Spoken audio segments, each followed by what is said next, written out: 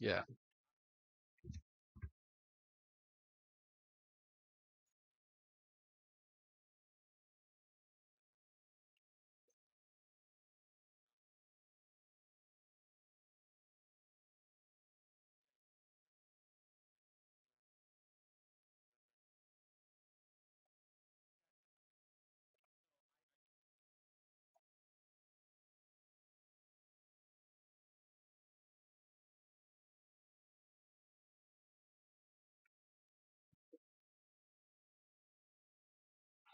All right. All right. Well, we're gonna talk about the swap function first, okay? And then we'll go ahead and go from there. Okay, this is our lab for today. It's a recursive function call kind of thing. So we'll start with the one that we were talking about. And in the quiz, I think in one of the questions, I gave you the template code. So let me go to the template code. A preview takes longer for me to find where the template code is. And we are going to start with the C code. Okay, so this is the actual C code. Did anyone try to run the C code in GDB just so that you understand a little bit more, what the program is supposed to do? No? Okay, well, that's fine. Okay, all right. All right, that's fine. Okay, so, well, okay. So anyway, I still want to have the C code and then we'll work on the assembly code. The assembly code is actually partially given to you as well. So main is already given to you, which is down, down, down, down right here. Okay, there we go. So this is the clean version. We have the C function, which I think is also here. We also have the assembly code that is matching the C code. Main in this case is not a function on its own, which is okay. It's not really that important. And swap is supposed to be here, so you're supposed to put your code over there. So are we still doing okay? All right. So this is one of the programs where I documented everything except for the little space for you to put your code into. So we'll go ahead and put this into swap.ttp like so, and just paste. There we go, and then Control D. Now we can look at the assembly code swap.ttp and then we go straight here, and we just put a halt instruction here. Okay. In other words, I want to know what is happening on the stack, okay, right at the entry point of the function, okay, because this way I can tell what is where on the stack that can help me identify how to access those particular items, okay. So we'll go ahead and run this code. Okay, I'm going to use this prompt here to run the code. So this will go to documents, CISP 310, Reefer Spider. Okay, there we go. And once again, I cannot overemphasize the importance of being River Spider to get it up and running. So if you have it up and running, great. If not, just let me help you get it running on your computer, or you can put it onto a thumb drive. So depending on your operating system, you can put it on the thumb drive and run it from the thumb drive. All right, so it has run. We go to the assembler. And then we go to, looks good. This is the actual code. We go to the analysis tab. But before we do that, the other thing that we also want to do is to figure out, in theory, what should be on the stack at this point. So that's what we're going to do. Okay, we go to Google Sheets, start a new one, just to log everything that we talk about today. And by the way, this is also one resource for you to study for this class would be all the spreadsheets that I have created in the class. All right, so we're going to do the usual thing. Okay, this is 255. This is this minus one, and then we have dec 2 hex of this particular value. And then just kind of drag it down a little bit like so. And for this program, we don't need a whole lot of depth. We need two bytes for the local variables of main, one for the return address, and then two more for the parameters, and then one more for the local variable of swap. I think this is what we need. Okay, so now we have to go back to the program because the program actually tells you where is what is supposed to be at which location.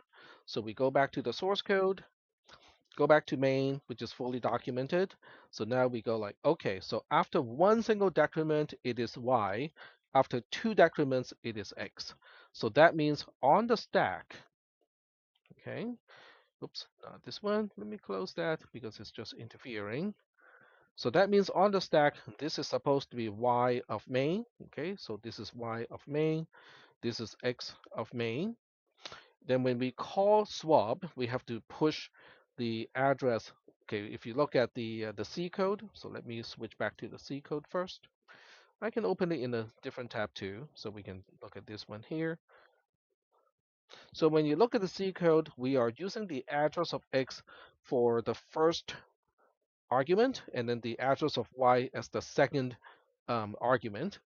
So that means when we go back to look at the stack content or what is supposed to be on the stack, the address of y, which is the second argument, is pushed first.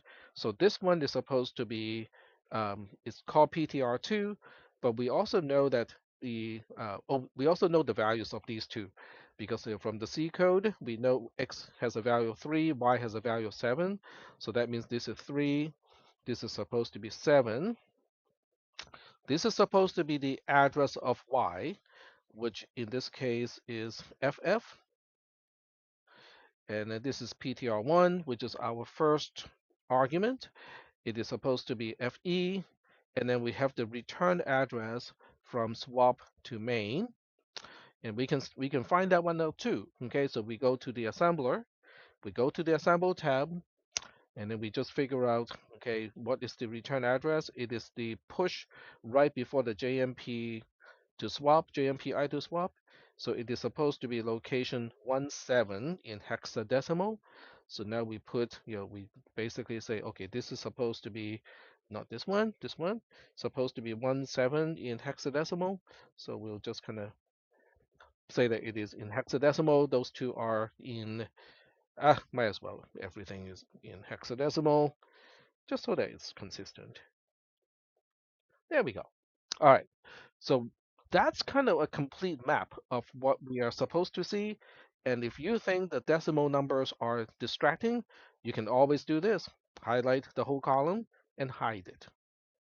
It doesn't delete the column. It simply means it's out of view, which is okay in this case, okay, because we just need to refer to the hexadecimal version of the addresses.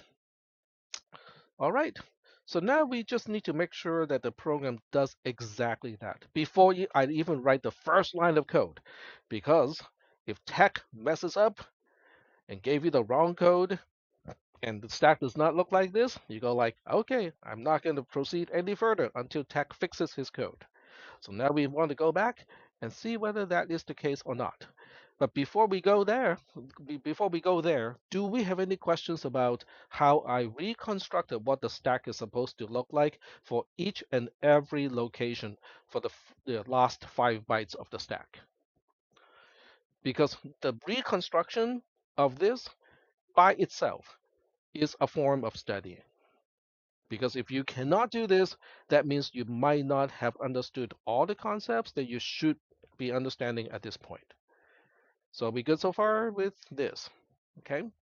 And I'll even go use some color coding here, okay? So this is really quote unquote the frame of main, okay? I'm just gonna give it some pukey colors, okay? Pukey colors. Here we go. Here we go. And then this part is supposed to be the frame of the swap function. And yes, I'm including FA because FA is the local variable, which we have not set up yet, but it is supposed to be a part of it. So once again, you'll go pick up some other pukey color like this. And then at this point, the stack pointer should be pointing to this location because swap has not done a single thing. Okay, we put a halt instruction right at the entry point of swap. So swap does not have a chance to set up a local variable yet. So are we good so far with this? All right. So now we go to the assembler. Okay, we go back to the trace, and then we just look up, the column C here, and then we just try to figure out, okay, do we have a 3 at location FE? Is that what it's supposed to be like? Okay, and I'm going to cheat a little bit here. This is what I usually do when I need to kind of get a quick access to locations, is I just take a snapshot of a small portion of the screen, open it up for view only, making sure it is always on top. It's kind of like a little post-it, okay? Makes it easier to kind of go back and forth, different documents without having to kind of switch the actual screen or window. All right, so that looks good because the 3 is supposed to be at location F3. In fact, I can put this one right here, kind of next to this whole thing. The next one is FF is getting a 07. We're good there. And then we push the arguments. So this is the important part because we are pushing FF, okay, which is the address of Y first because it's the second argument, and we confirm that that memory location, in fact, is updated correctly. And then FC is supposed to get FE. That's exactly how we thought it should be, and even the return address is calculated and double checked. So we have now verified everything down to here. And then by the time we get to the halt instruction, the stack pointer D should still be pointing to location FB because we should not have changed that any further. So everything is consistent. Yep. And I don't know why it doesn't understand there's supposed to be a halt instruction here, but go ahead.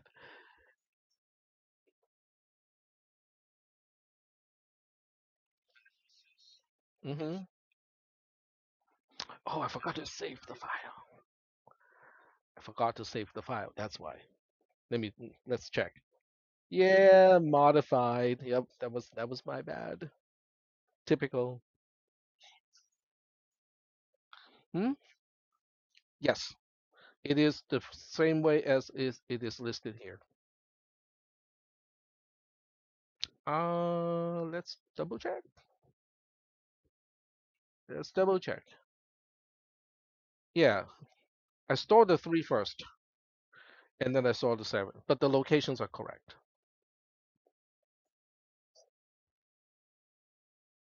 No, I did it in a way that is consistent with the C code because the C code specifically said that we are supposed to update X first and then Y. Yep. All right. So are we still good so far? Okay. So this is what I would do when I'm getting started with the homework assignment. Okay. Making sure that I fully understand what is supposed to be on the stack and then double check at the very entry point of swap before I even write a single line of code. All right. And this by itself, this exercise by itself, is a form of study for this class. Okay, this class does not need you to memorize, anything that is written.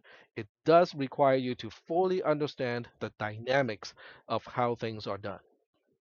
Okay, so now that this part is all done, we can now go back to this code. In fact, I will do this. Okay, I am going to, let's see, 4 lines. Okay, because what I need to do, okay, but I can't do across. It's okay, I suppose. Hmm. I'm just thinking, how do I get those 4 lines over to this side? Well, we can do it like this again. Okay, when you have a hammer, everything looks like a nail. And here's another nail. We can do this.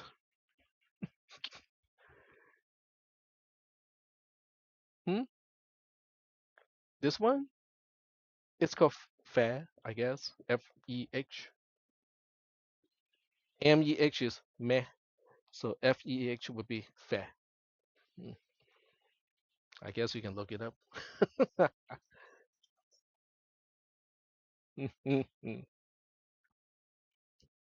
Fair, fair. All right. So at this point, you have a choice. Okay.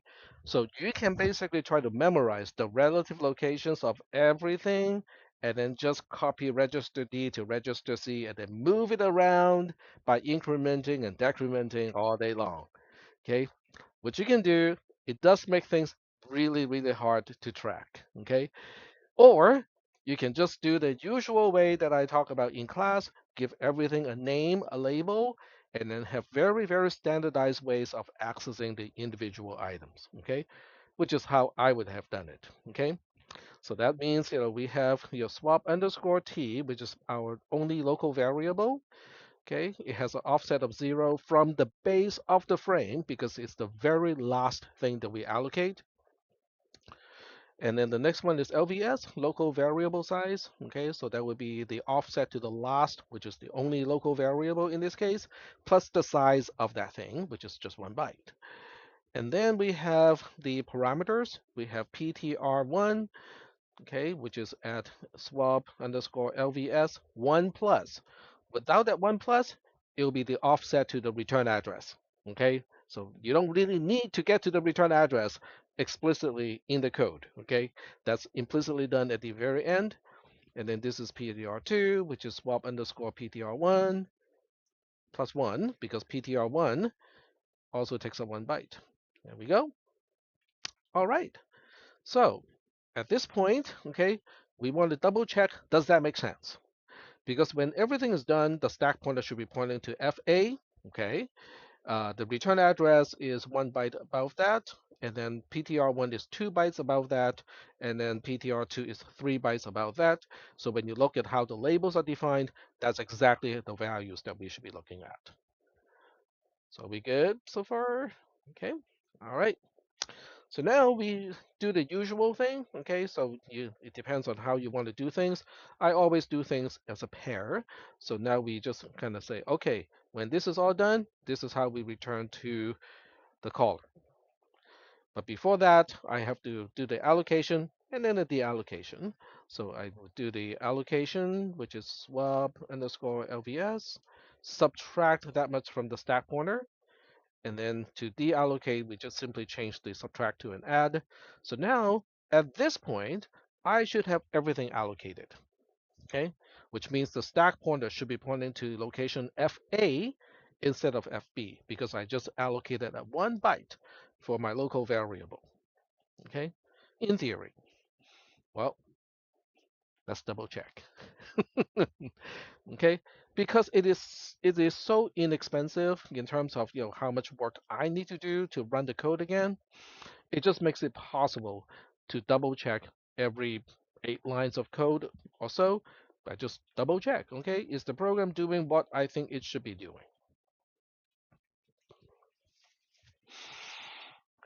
All right, so that's all done.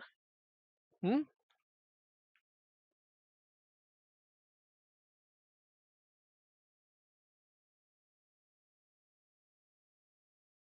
Yep, yep, yep. So you need to know what the program is supposed to do because otherwise this entire exercise is meaningless, right? Okay, so the stack pointer did change to location FA, which we already know is the base of the entire frame for the function called swap. So we're good. Hmm? That is also where local variable t is located. Yes. Yep. So that means I can now go back, okay, and just kind of make sure that this is t of swap, and right now it is an unknown value. The stack pointer is now pointing here instead. Okay, so I just update the little map here, and because that is now the map, I can now say, okay, cool. We'll just go ahead and make another screenshot. Okay, so I think if you are starting out with this class, having a map available to look at can be helpful. Okay, because this way you can actually visually see where things are supposed to be and the relationship between things. Okay, so I'll make that clear why that is important. All right, so we go back to the C code, which is already, well, the C code is here, okay? So now I just need to start to implement the code. Starting on line 4, okay? So line 4 sets, t equals to whatever PTR1 is pointing to, okay? So we have seen the sequence of code to do this already, okay? We first get to the offset, okay? So this is the offset from the base of the frame to where parameter PTR is on the stack. Okay, so now the question is, what does that mean? Well, let's find out. So how many times are we going to halt? By the time we finish this class, people will think that, were you a British, cop or policeman, you know, in my previous life, I would have a club on one hand, a whistle on the other hand, blow the whistle and say, halt, halt, chasing after, someone. Yep. Yeah. In the U.S., I don't think cops do that. I've never been stopped by a cop like that before.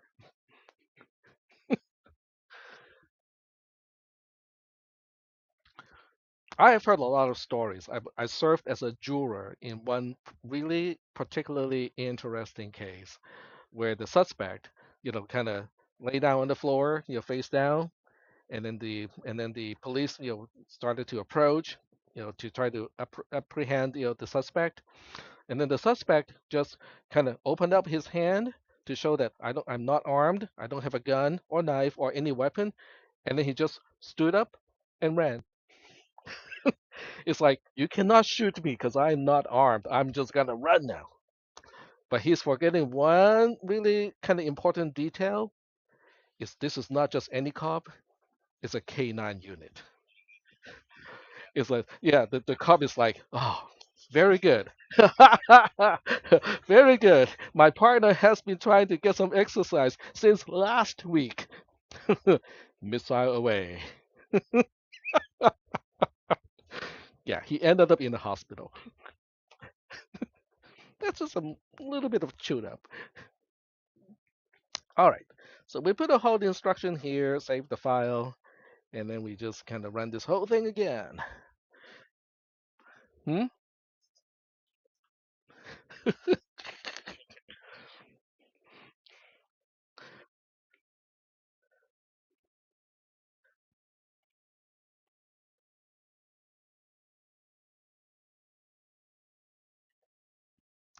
Talking about Pokemon Go, I wonder whether anyone has tried to use a drone to play Pokemon Go. Oh,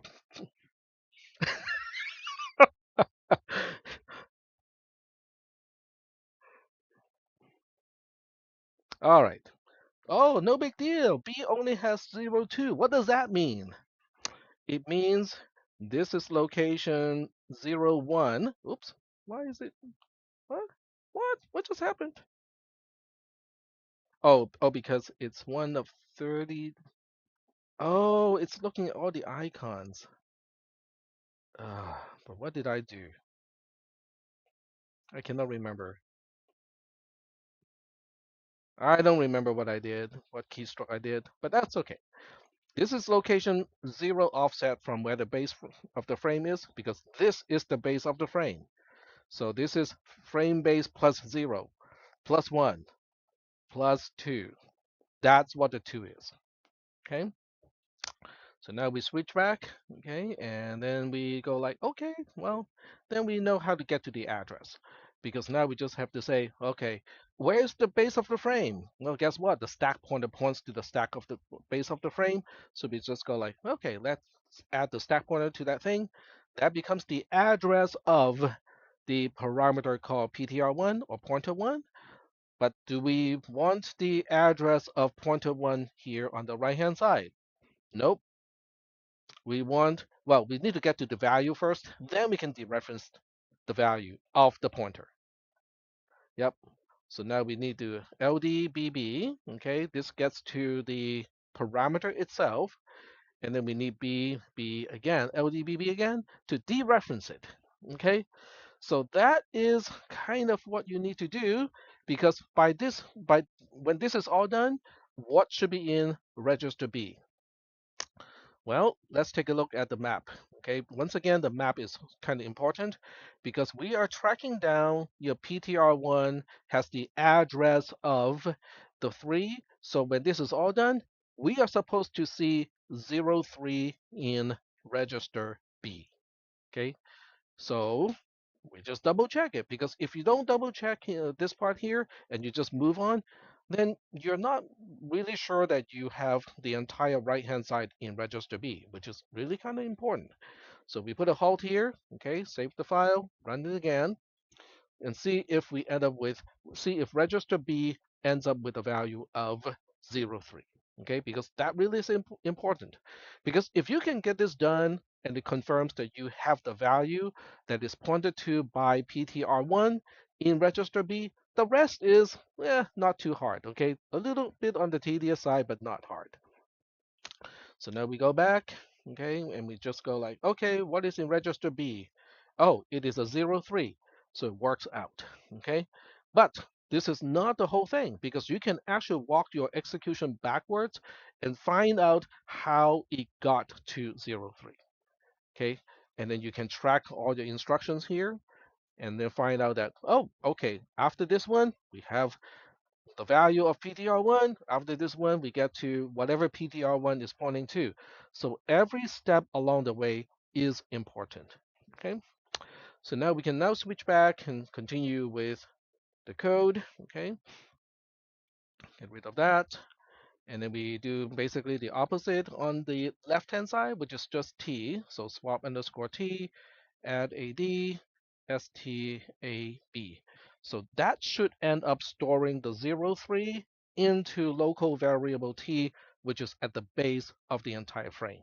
So I suspect that should be what's happening, but we'll double check. Okay, so the tool available the tool being available to you makes it possible that you can do this. Okay, you just execute a program after writing a few lines of code, especially new code that you go like, okay, I think this should work, but I'm not really sure. Okay, so once you run the code, then you actually get to understand, oh, okay, this is exactly how it is supposed to work. That gives you confidence, right? Because now we say, okay, FA is getting 03, and then when you look at the C code, that is what it is supposed to do because the C code confirms that whatever PTR1 is pointing to, which is our 3, should be stored to the local variable T. But when you look at the stack content, that is exactly where local variable T is. So now local variable T is now also having a value of 03. Are we still doing okay so far? All right, cool. Now, obviously, if you already fully understand all the concepts and you're really confident that you do, you don't have to code it this way. You can just finish the whole program, run it once, making sure that you see what you're supposed to see, then you're all done. Okay. But on the other hand, if you're using this as an opportunity to get some hands-on experience, to try to further understand the concepts, then doing it this way plus commenting is going to be helpful. Okay. And I hope some of you at least have tried to comment all the programs that I have done in class. Okay, because that's also one way to help reinforce your understanding is to look at the code that is not commented at all, and then go back and comment the code based on your understanding of the concepts. All right, so we're going to do pretty much the same thing with the second line of code, which is line 5, except this time we deal with PTR2. Okay, LDIB, and then add BD, LDBB, that's the value of PTR2. Now we have whatever PTR2 is pointing to. So that's the right-hand side. The left-hand side, kind of the same deal. We just have to use a different register, PTR1, add AD, LDAA. But now register A has pointer 1. So in order to change whatever pointer 1 is pointing to, this is where we need the ST. Okay. So let's just say that you're not really sure. Okay, so let's just say that you go like, I'm not sure whether this is right. Do I need another LDAA or can I do the ST at this point? Well, just put a hold instruction, run it through the trace mechanism, and just observe whether this gets the job done or not. But first of all, you need to know what the C code is supposed to do because there's no saving anyone if that person does not know what the C code is supposed to do. So the C code is supposed to store, okay, let me go back to the C code, which is here. So the C code says so whatever PTR2 is pointing to is going to overwrite whatever PTR1 is pointing to. That's what the C code is trying to say.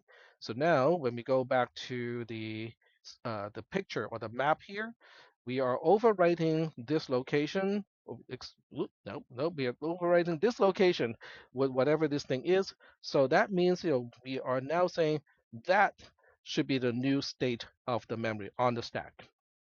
Okay, which means FE is getting a value of 0.7, but FA is keeping track of the old value that used to be here, so we are not losing it. We just put it into our local variable. So now we go to the assembler and just kind of confirm that that is the case. Aha, very good.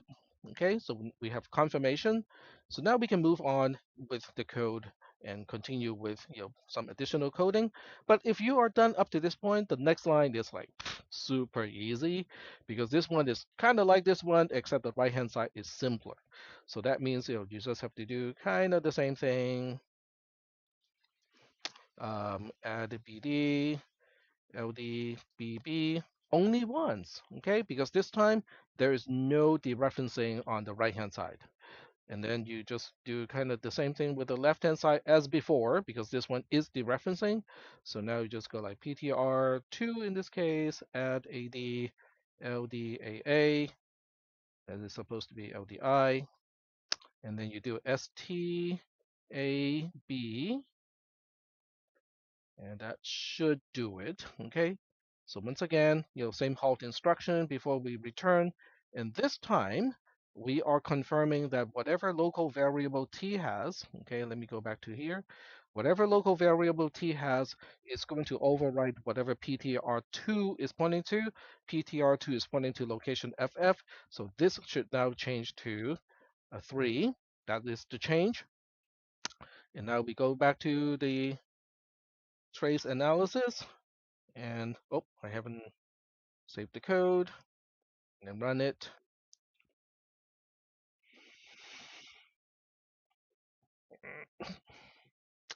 Okay,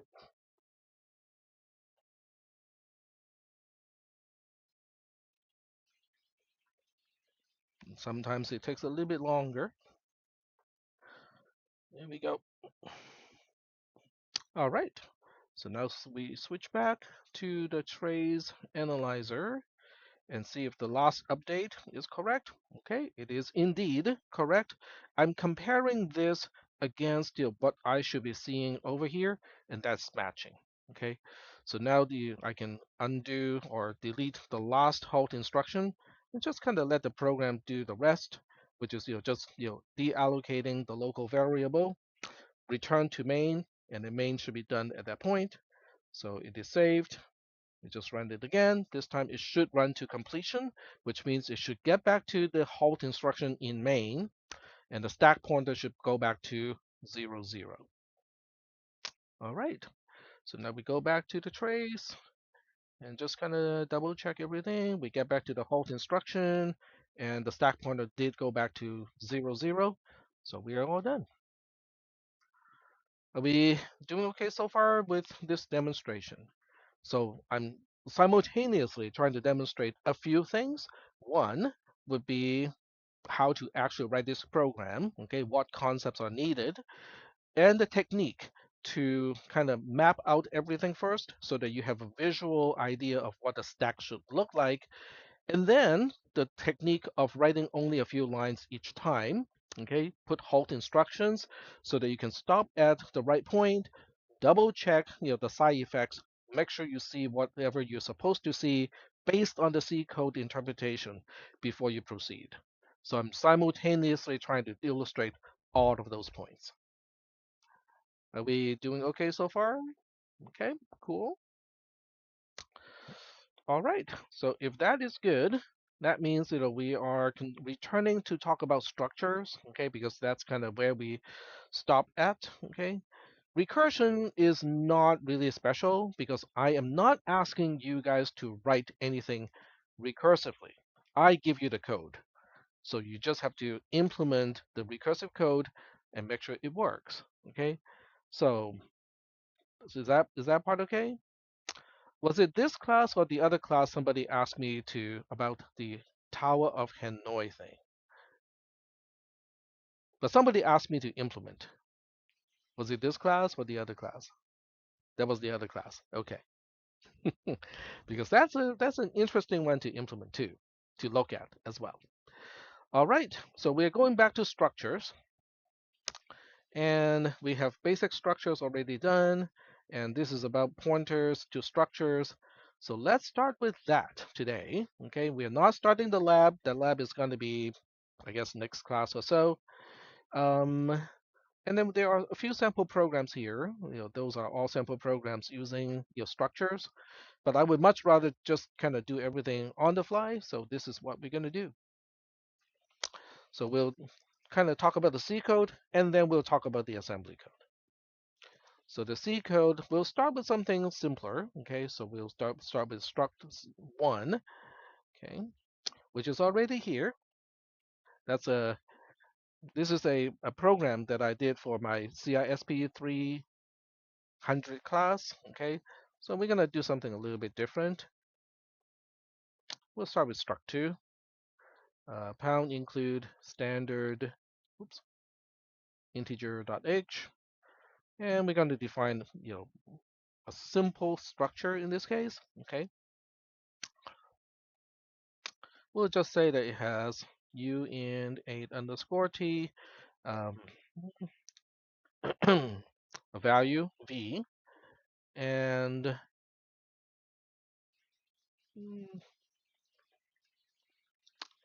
and we'll do something like this. Okay, so we'll double check and make sure that you guys feel okay with this structure definition itself. So does anyone have any questions about line 5? Well, if you break it down, okay, PTR is the name of the second member of a struct X. What type is that PTR? It is a pointer to a struct X.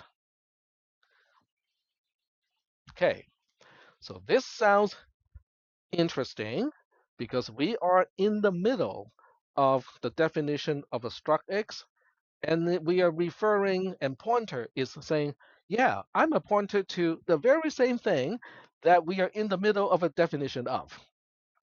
But that's perfectly okay because all pointers have the same size. It doesn't matter whether you're pointing to a void, which is nothing, whether you're pointing to a char or a pointer to a structure, they have the same size. All pointers have the same size. So from the compiler's perspective, that's all we need. I just need to know how big a pointer is in order to figure out how big a struct X is. So to the compiler, this is not a problem. However, if you want to do something like this, that is a problem. Okay? The minor difference, you can see how minor difference is. This is a pointer to a struct X. This is a struct X. So when inside the struct X, you say, I have a member that is also a struct X, that is a problem. But on the other hand, if you just say this member is a pointer to a struct X, it's not a problem. It's just trying to say, okay, I just need to know how to find a struct X. Okay, that's just a little piece of address, okay, that you need. Question?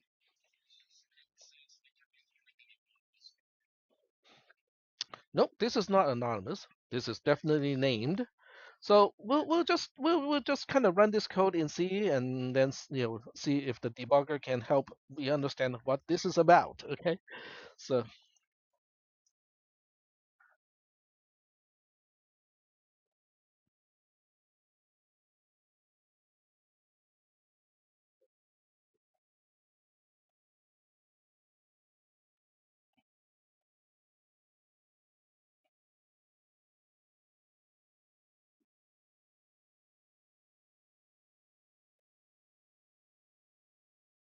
Okay, so this is the entire code. Okay, so main has two local variables. One is var1 and the other one is var2. Both are structures. Okay, so the code on line 12 and line 13 is simply saying, hey, guess what? Var1, I want you to have your second member called pointer to point to var2. And the vice versa with var2, I want your second member called ptr to point to var1. Okay, so let's see if this is going to compile. Okay, because if I have some nonsense stuff like this, okay, we'll put this in and just let the C compiler complain about it. Okay, all right. It is actually useful and super productive to intentionally put bugs into a program just to see what kind of error message it might get, because sometimes error messages do not necessarily reflect the problem itself. So knowing what problem it is and injecting that error into the program will help you understand what message you should get depending on what problem you're encountering. Okay, so it says here another X has incomplete type because I'm still in the middle of defining a struct X. I cannot refer to a struct X as a type without a pointer off. Okay, so that means, okay, so if I go back and just change this so that it is, well, I mean, the pointer is not a problem. Okay, this line never gave me a problem. So I can now compile the code. Okay, everything is good. GDB struct2 is the program, put a breakpoint on line 12. Okay, so now we can say, okay, tell me the entire var1. Oh, I haven't run the program yet, so I have to run it first. So tell me the entire var1. Var1 is actually not initialized at this point, okay, because it just somehow accidentally have a pointer that seems to be reasonable. So I also want to know where is var1. This is where var1 is, okay, and I single step now. Once I single step, I look at var1 again, and now we can see how PTR is updated to blah blah blah DD20. So we want to double check, are you pointing to the right thing? Where is var2? Aha, that's the location. So when we single step the second statement, now we can double check both of them. var1 and var2, where is var1 and where is var2? So we go like, does that make sense? var2 has its PTR member being the address of var1. Okay. What about the PTR of var1? It ends with DD20, and then the address of var2 also ends with DD20. So everything is working out okay.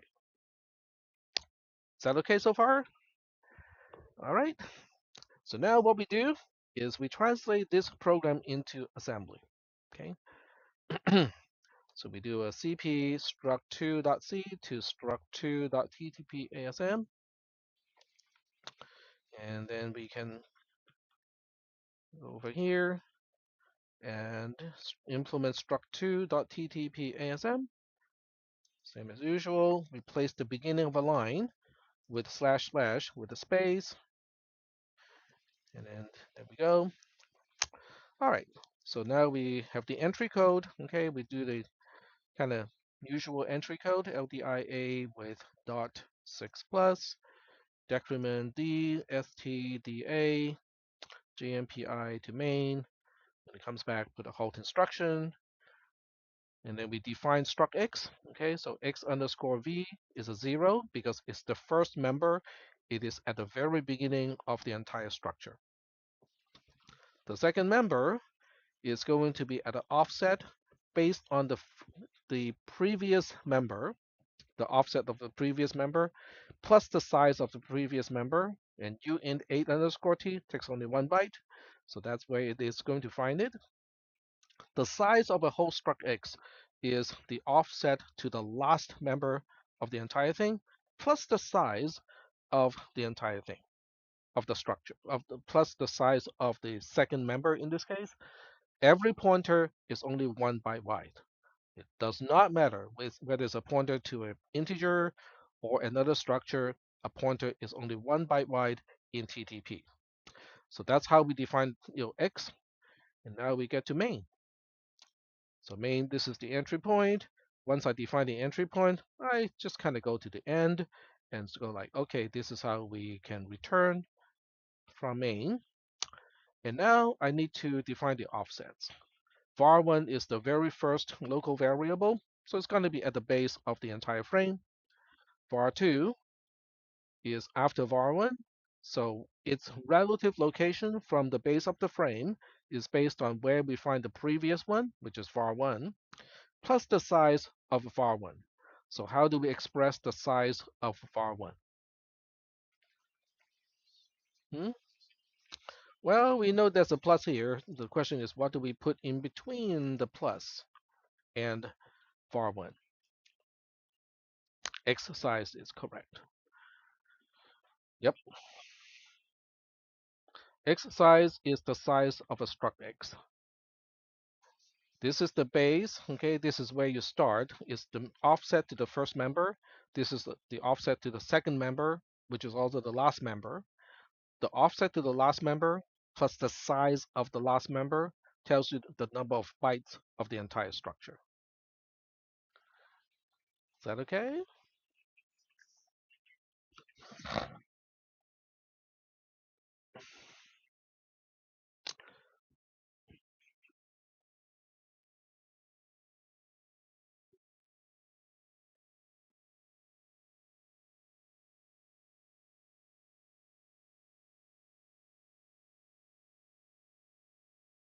This has nothing to do with var1 or var2 or anything.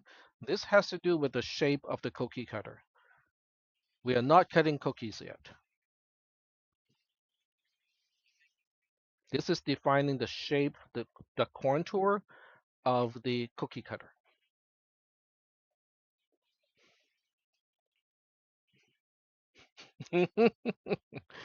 Are we doing okay so far? So the C code is the same way. Okay, so let me go back and take a look at the C code, because the assembly code is a line by line translation of the C code. Line 5 to line 6, what do they do? It's a definition of some kind. It's defining something. What is it defining? It is defining a structure, which is a template. It is equivalent to a cookie cutter. So this means we are naming one of the cookie cutters as uppercase X. What is the shape of the cookie cutter? It has two members. The first member is an 8-bit thing called V. The second member is a PTR, which is however long a pointer needs to be for whatever architecture that we are using this for. Is that okay? But nonetheless, it is just a cookie cutter. So we are defining the shape of the cookie that we will eventually use the cookie cutter to cut out. Okay? So in assembly code, it's kind of the same thing, except the syntax of a struct definition does not exist in assembly language. So you can only represent the actual architecture of a structure using labels like this. Is that okay? So this one over here is the size of a UN8 underscore T, which is the size of the first member. And then one over here, this one is because of that. This one has to do with the size of a struct X pointer. Is that okay? I will be kind and even leave the comments in, okay? Because that's actually important. Are we good? All right. So now, so what are these label definitions? And I think that's almost all we need. So we also need LVS, which is local variable size. And once again, local variable size is the offset to the last local variable, which is var2, plus the size of that particular local variable, which turns out to be also x underscore size. So now LVS is representing the total number of bytes that we need to allocate for local variables of main. Are we doing okay so far with that? Okay. So lines 21 to 23 is not actually allocating anything. There's no cookie dough allocated whatsoever. Okay? This is wishful thinking. This is you saying, I wish we have enough cookie dough for 2 cookies. That is the job of line 21 to line 23. It's a wish. So how do you turn that wish into reality? This is how we're going to do it.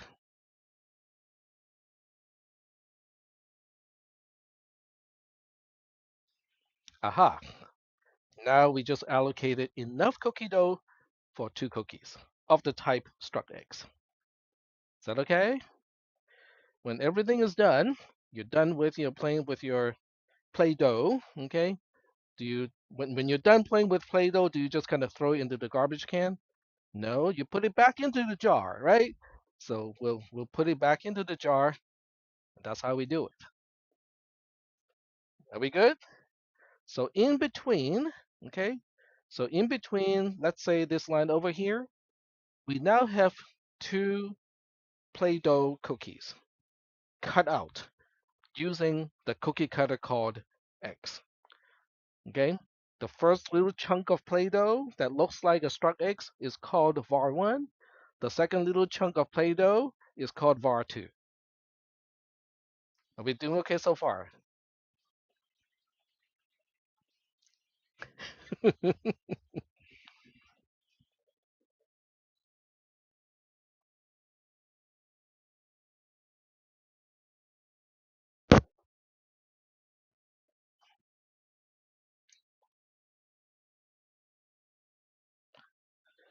Sort of. Yeah, but the the struct X itself does not allocate anything. It really is kind of more like the a photograph of the finished Lego piece. So you need a long piece here, a short piece over here. That is what X is. It is not an actual construct made of Lego pieces. It is a picture of one. It's a description of one. Okay. Okay. So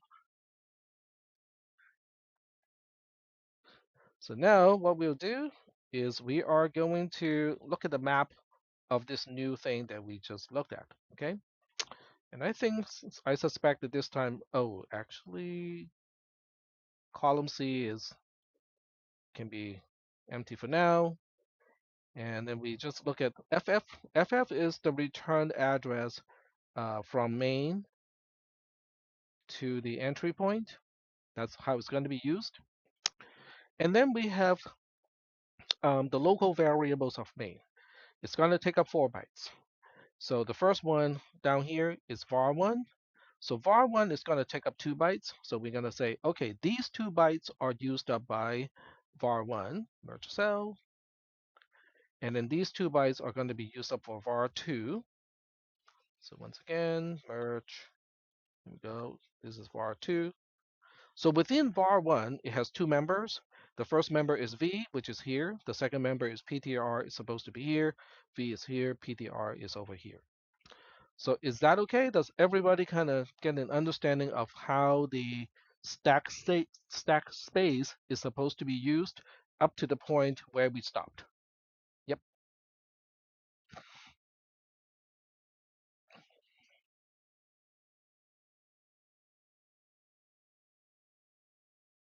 It doesn't matter for local variables because whether you swap between these two, it's okay. Because who needs to know the ordering of the local variables? It's the callee itself, which is main. So as long as you use it consistently within main, you can change the ordering. It doesn't really matter.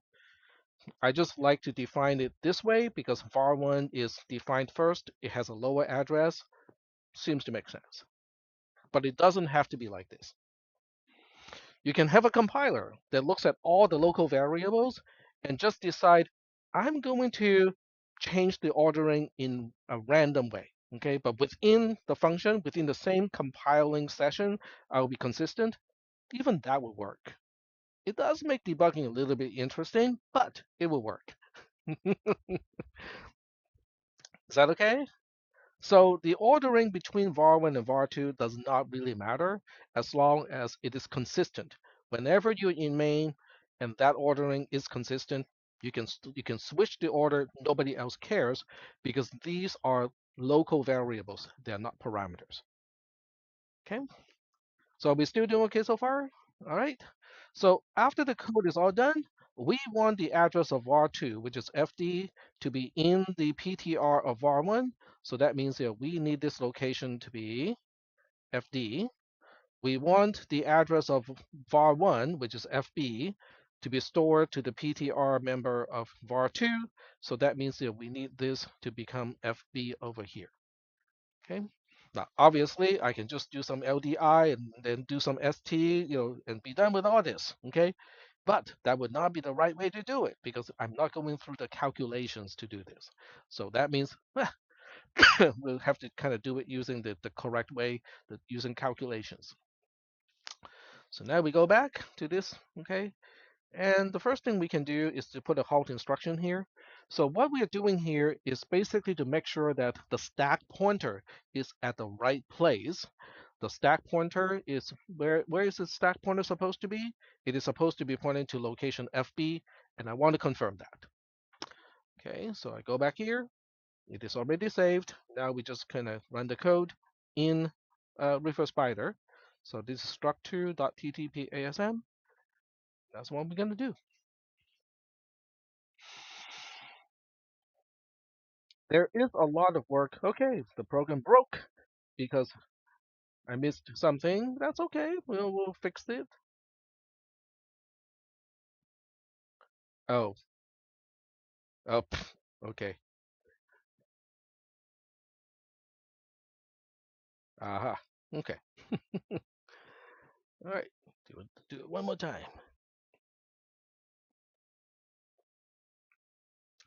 So there is a lot of work on your part to do in order to understand this, and it is not reading.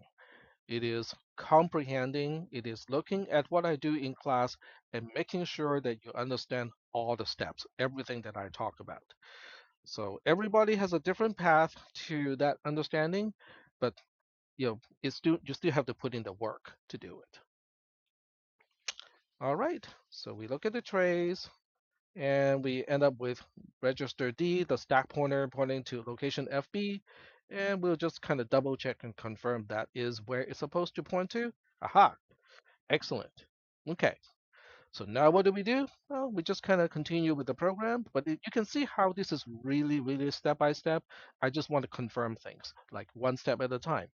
And doing that itself is studying because you're pausing.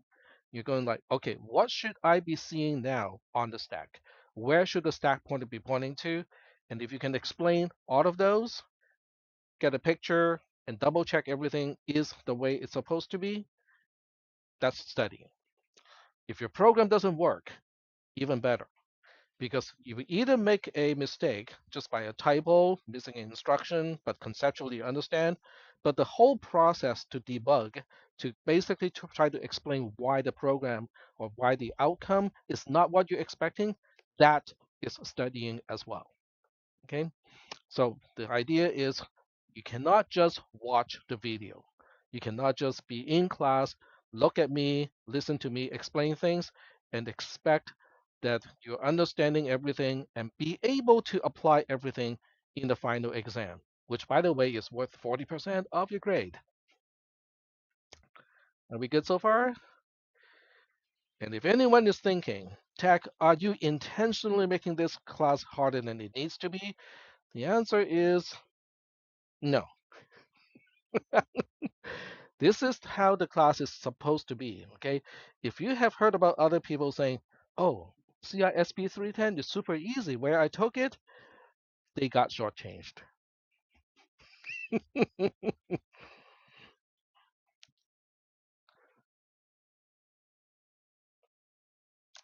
Not more, not more. If you want to experience, this class being harder than it needs to be, take the same class at UC Berkeley. All right. So where is var 2? Okay, because that's my right hand side, okay, of the assignment. So it's kind of the same thing, okay, even though it's the address of an entire structure, the same approach works. Okay, so you get to the offset first, you get to the address, and that's it. Just two instructions, okay, without an LD, because we don't care what is at that location. We just need to know where that is. Okay. So let's just say that you go like, okay, I'm not sure because in C++, looks like to get to the address of something is more work. That is exactly what it looks like, but to get to the address of something instead of the value of that something is actually easier. The syntax is fooling people into thinking getting the address of something is actually harder. Okay. So if you're saying, I am not really sure, well, that's fine. Put a halt instruction. Ah, HALT, there we go. Okay, save and then run it again. So getting back to the assembly code, what am I supposed to see? Register B should be the address of var2. According to the picture of the stack, var2 is supposed to be here. So FD should be in register B when the code is done. So now we double check, Reaper Spider is all done. Okay, and it is, and it completed without problems. So now we go back to the trace, and then we ask, what is in register B? Register B has FD in it. Is that the location, the first byte of var2? Aha, it is. Okay, so it is these little things, okay, double checking, write a few lines of code, trying to know what you're doing, and then double checking, making sure that everything is consistent with what the C code is trying to say and what the stack looks like, should look like. That's studying. I mean, that really is the studying for this class. So now we go back to the source code and we just confirm that, okay, we got it up to this point. Now, if you use Git or GitHub or any type of revision control software, it's even better because now you can check in the program as soon as you confirm one thing, so that later on, if the program got messed up for whatever reason, you can kind of fall back on an earlier version. All right.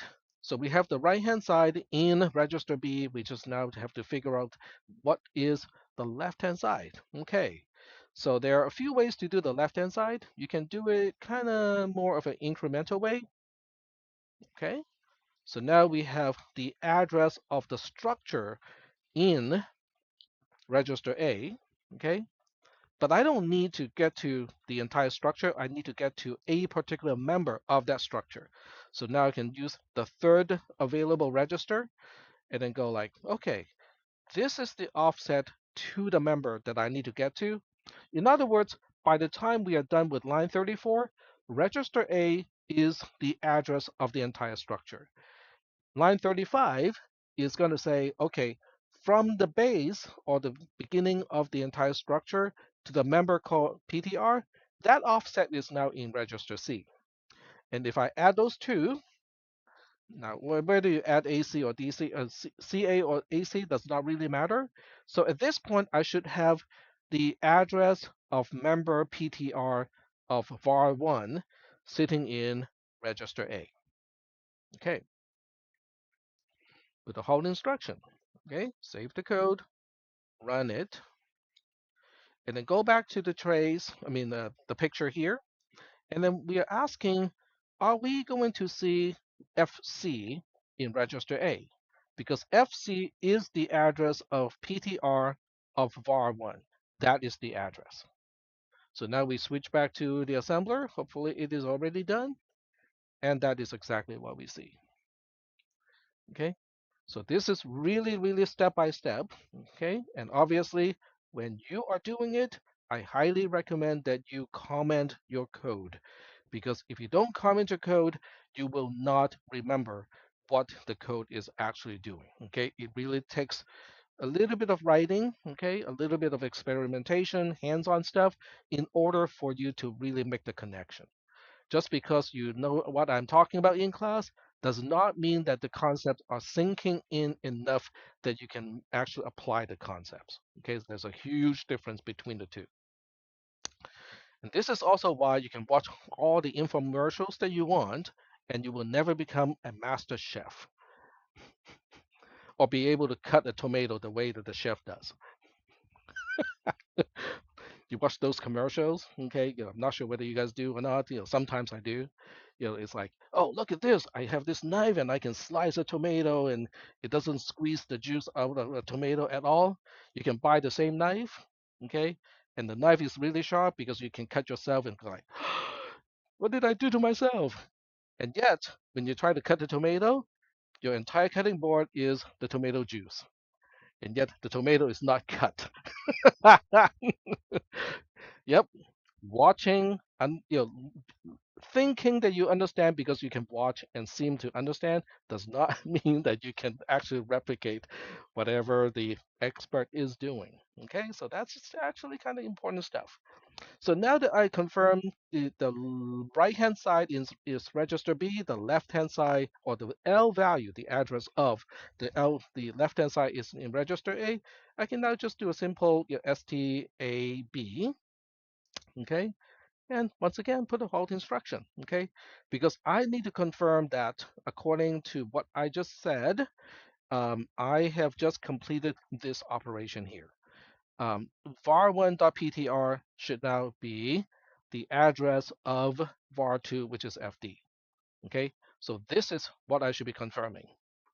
So let me go back, okay? Make sure this is saved and then run it again. And I'm sure if people have to take this class like the third time, somebody is going to write a VS Code plugin so that this whole thing can be automated. But yet, I have yet to see someone who has to take this class like the third time. So maybe that's why it has not happened yet. Hmm? And I'm not doing it because I'm perfectly content with the command line interface. I don't use VS Code. All right. So let's check it out. Okay. FC gets the content of FD. Double check. Aha. Very good. Okay. So are we kind of getting the concept of how this works? Okay. So I'm gonna go finish the whole thing, okay? Because the next thing to finish, if you can do the first statement, the second statement is pretty much the same. So the second statement is kind of the same deal. So this one is LDI B main var1 add BD. That would be the address of var1. And then you have kind of the same deal here, LDIA main var2 add AD. That's the address of the structure. Now this one I don't have to do again because I haven't done anything to destroy or overwrite the content of register C, so I can just do like okay, because register C still has exactly the same value as right after line 35, so it's still going to be okay. STAB, and that should get the second one done. And I will put a halt instruction here, and then save. Oops, save. Run it.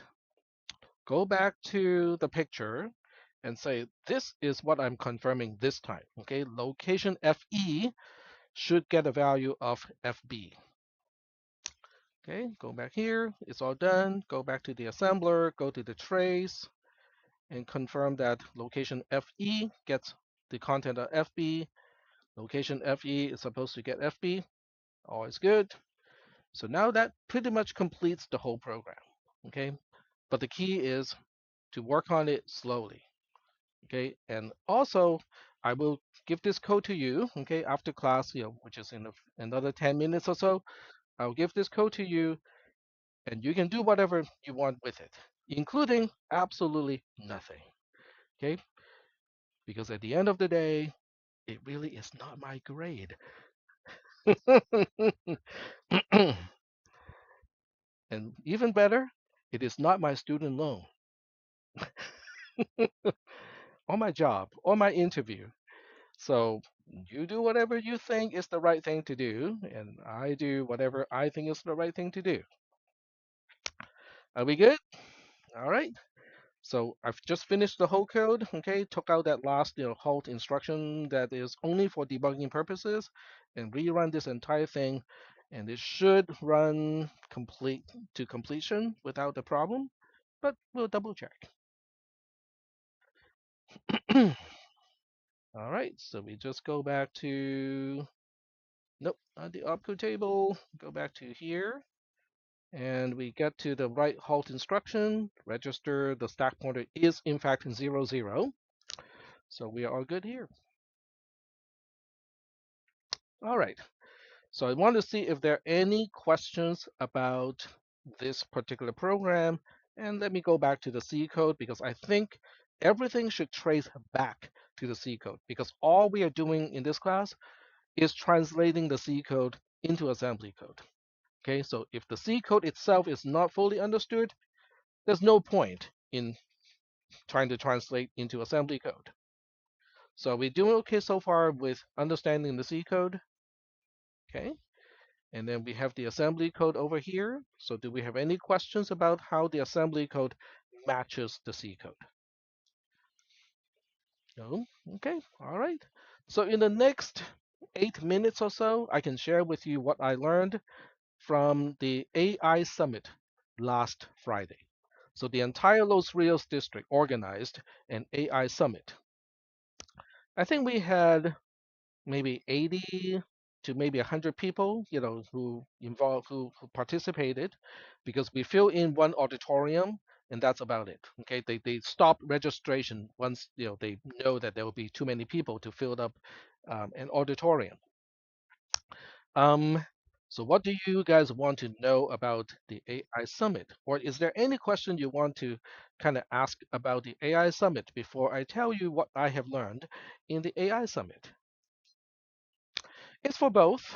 Um, so some students, had the inside information and they go straight to the registration site because they are in the design hub. And so they work for me. So I told the students about the link and they just went right away.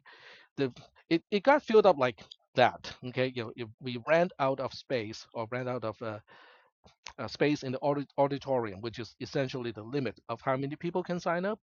So there were some students.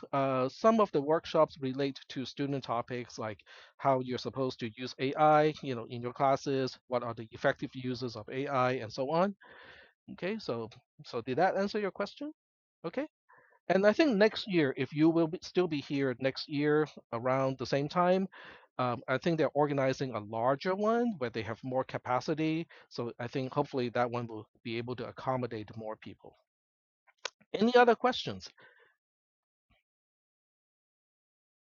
Okay, what I have to say. Okay, so most of the workshops, I wasn't really interested in because they were about, okay, this is how we rank, how students use AI, and there's a scale, okay?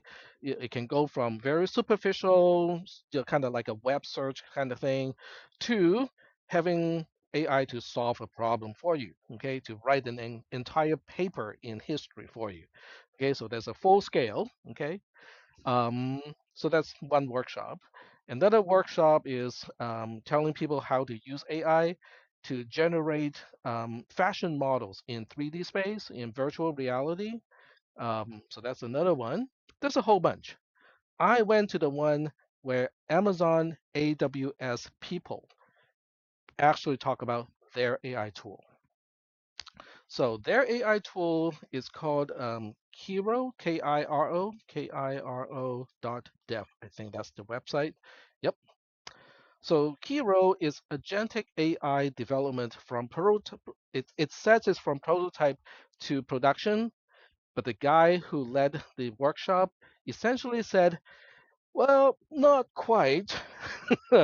If you can confine the problem that you need to solve to something that AI, the model, can handle, great. But you cannot just give it a large, huge problem and say, okay, give me the code. Okay. It just doesn't work that way. Okay. But the important message is really kind of interesting. You can use AI as a tool, like an editor, okay, with syntax highlighting and all the bells and whistles. But at the end of the day, you still need to know how to code. And the question is, why? I thought the AI is going to do it for me. Well, it will give you some code, okay? You give it the prompt, it gives you some code. The code is going to be syntactically correct. It will compile, it will run, but it may not run the way that you want it. That's essentially the key message is it may not run the way that you want it. Okay, it may be missing a few things or a few things that you did not specify. It made an assumption without telling you. Okay, so now the question is, so it's a twofold thing. One is you look at the actual behavior of the program, okay, which means you need to know how to test a program. Okay, now, how do you test a program? Most of you go like, I know how to test a program. Okay, I just need to figure out a few test cases, throw the test cases at the program, make sure the program works. Well, how do you know that you have enough test cases to cover all the tricky cases that your program is supposed to handle? That's the first question. Second question, okay, you still have to be able to look at the generated code and figure out why it is not working the way it's supposed to. So that means you still need to know how to code. And it's actually more than that. How many people in this class so far thinks it's easier to come up with your code than to debug your friend's code? Exactly my point.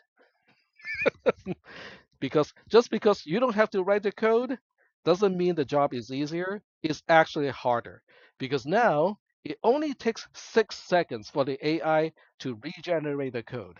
How long is it going to take you to reanalyze that code? Not 6 seconds. All right. So the whole point of, oh, we can just do vibe coding. I don't need to understand any of this shit anymore. Okay. Well, that's really wishful thinking. It does not happen. Okay. If anything, it is the opposite. Okay. They don't need to hire as many people anymore because of AI, but the people that they do need to hire, they need to be more analytical. They need to have more critical thinking skills. They need to know how to go with the tools because the tools get changed every week. Okay, things are not like, oh, the C++ standard has not changed for a long time. Okay, nope, the tool keeps changing. Okay, so the way you interact with the tool also need to change at the same time.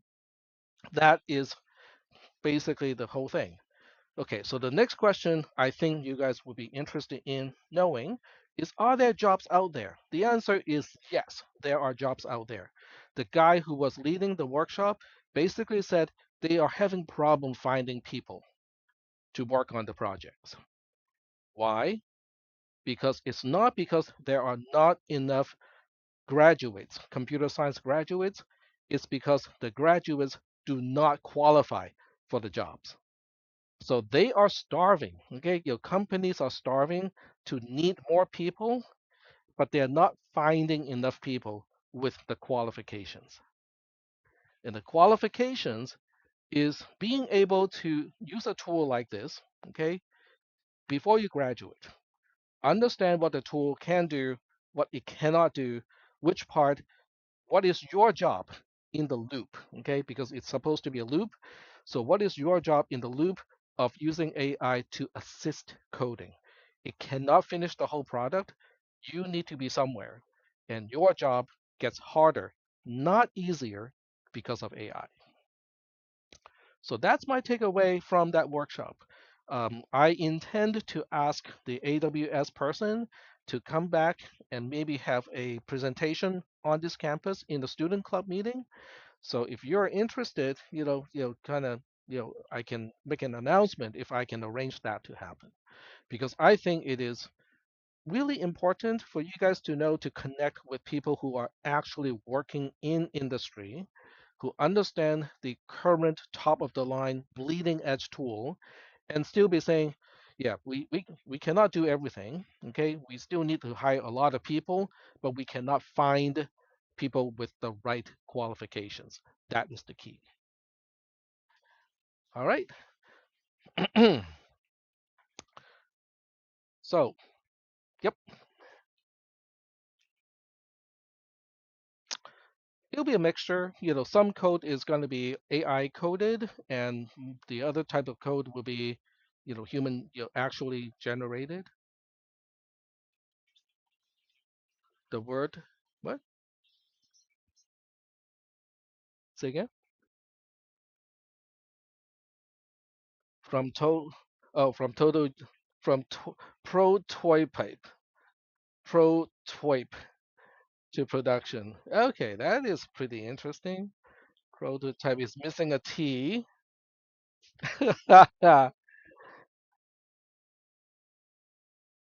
And this is Amazon. Amazon actually puts this up. I mean, this is actually from Amazon. Yep, and Amazon actually has a general AI tool as well, and they don't advertise it. Apparently, they said it's just as good as everything else. I don't know. Haven't used it.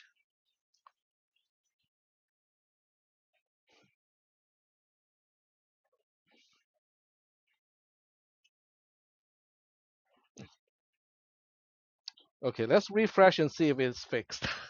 Nah, probably not. They're putting too much time into trying to animate this than to actually spell check it.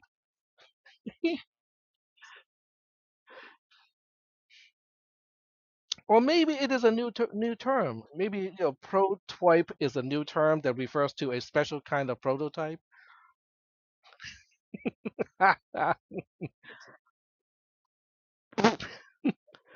Hey, okay. So in the world of software development, this is how terms become exist. Okay, what is pwning something?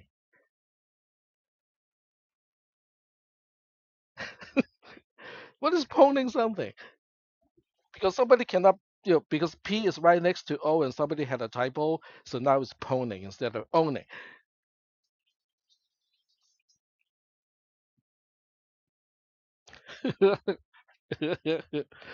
Alrighty. Oh, the whole startup scene is crazy right now. Nvidia is worth $5 trillion, and it was only about 2 years ago that it was worth 2 trillion. So it doubled in 2 years. Now, doubling in 2 years is no big deal when you have a little startup company and it's worth, let's say, $5 million, and then it doubles to $10 million in 2 years. That's like, okay, whatever. But from 2 trillion to 5 trillion, that is all. Oh, it's more than that. It's more than that. I did a calculation with $3 trillion. You can operate like 30 fully equipped U.S. carrier groups with that's only with $3 trillion. You can operate 30 of those fleets for a whole year. Okay, so with $5 trillion, it's almost double that.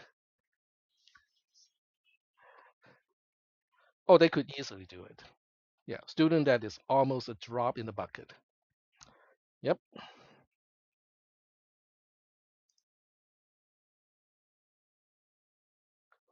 yep. This whole thing is $5 trillion is a lot.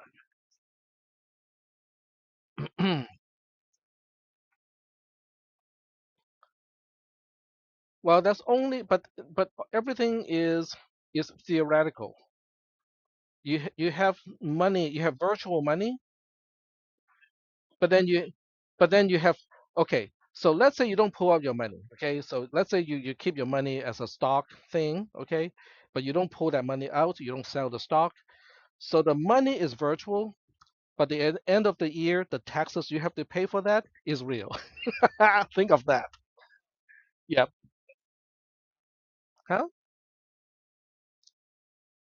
Yep. If you make money out of the if your stock price increases, you make money, and they will make you pay for that, pay taxes for it. Yeah.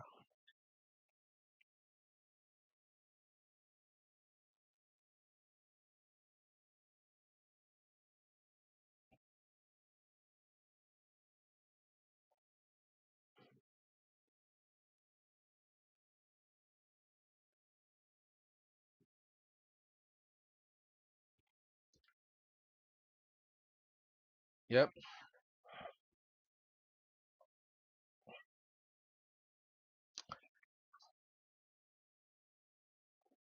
Yep.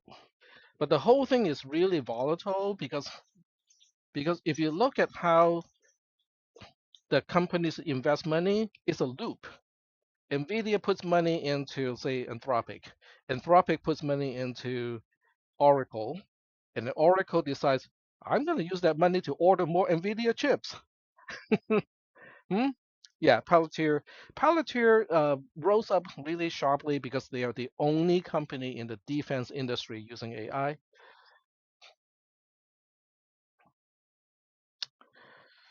Yep. It's called recursive calls. It should be visible now. There's a homework as well. Yep.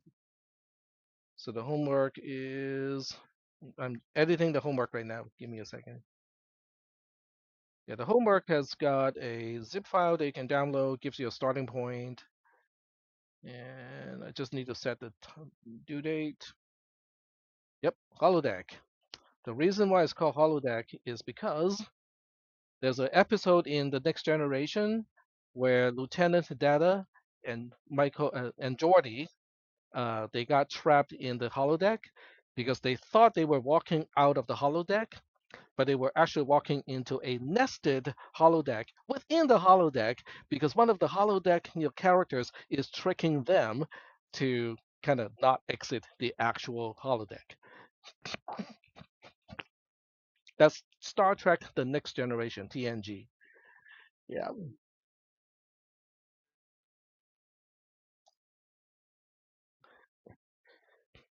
it's quite a famous episode.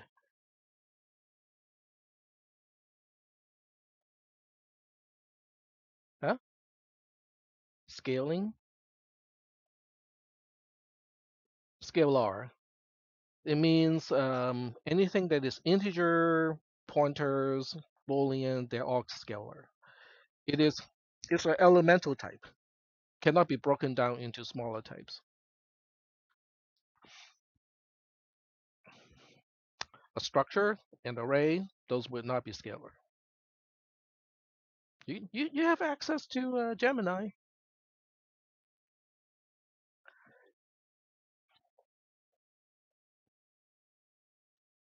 Gemini is the key is to try to be independent. All right, I'm gonna